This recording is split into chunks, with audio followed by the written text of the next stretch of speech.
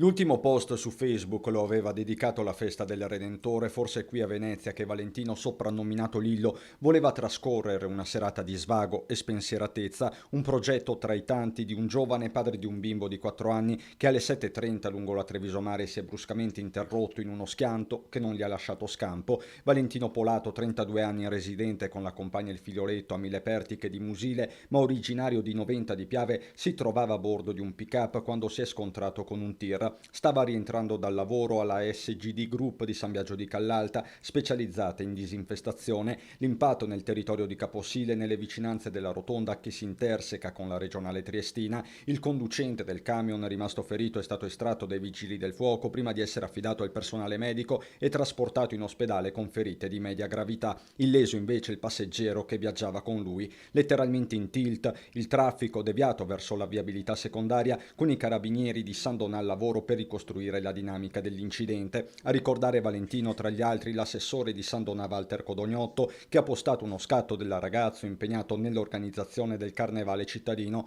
Profondo cordoglio Musile con il sindaco che nelle prossime ore incontrerà la famiglia. Il dispiacere della comunità ovviamente è enorme perché già abbiamo perso 4 giovani vite 2 anni fa, adesso un altro ragazzo che perde la vita, tra l'altro anche questo comunque è un ragazzo che tornava dal lavoro da quello che mi risulta, quindi un incidente non dovuto ad alcol o comunque a situazioni sì, insomma, dove una persona è alterata anzi, e quindi il dispiacere è ancora più grande. Sconvolti i colleghi della SCD di San Biagio che hanno affidato una nota il loro cordoglio nel pomeriggio, era dotato di umiltà, senso del dovere e sacrificio, anche i clienti lo hanno apprezzato sia umanamente che professionalmente.